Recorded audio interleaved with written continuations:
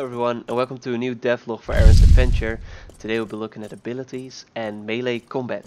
And I apologize in advance, I am going to be rambling a bit and I am going to be stopping in between some combat scenarios.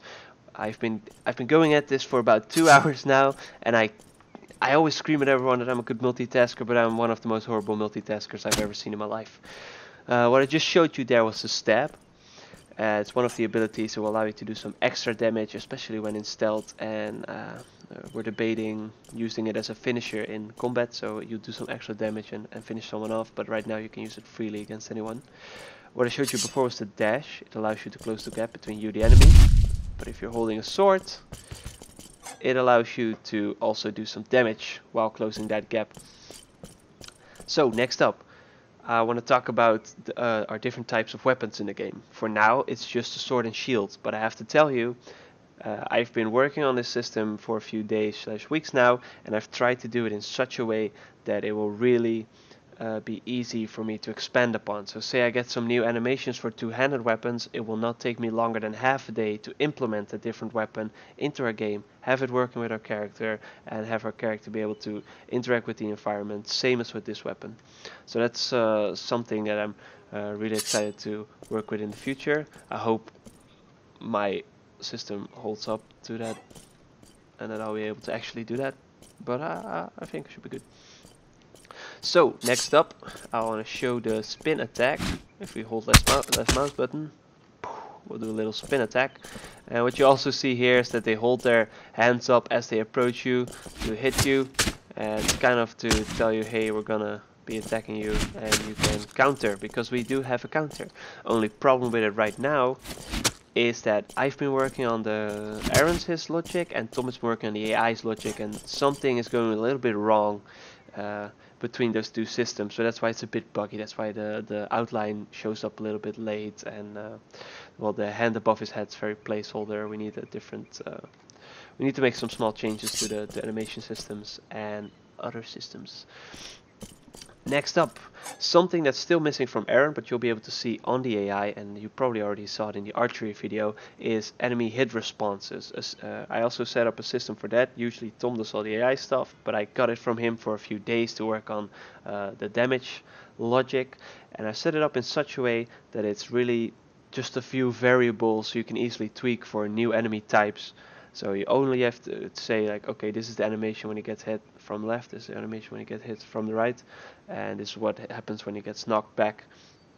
So it's really easy to set up with all different sorts of creatures, or yeah, just humanoids. As you can see here, whack them left and right. Now these AIs are throwing knives at me because they believe that they cannot reach me. I removed their logic, so they think I'm out of reach for them. Another ability is the ground slam, which I'll show off right here. Press R, you do a little slam to the ground, and they'll all fall down.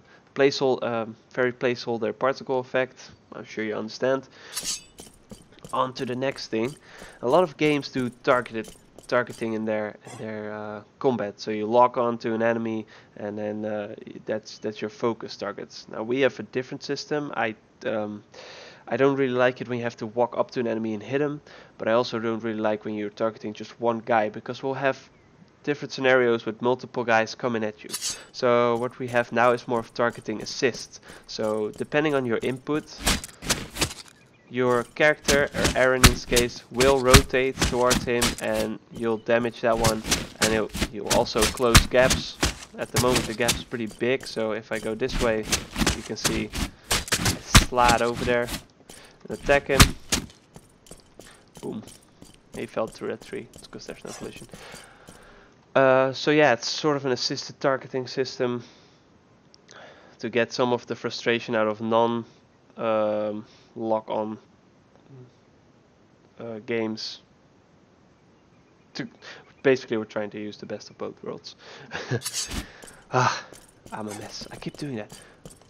Boom. We actually use it in combat, which is nice. So yeah, we also have a roll, which you already saw before. It's all still being tweaked. And here I just feel that stabbing him. Shouldn't technically even be possible. me just finish off these guys.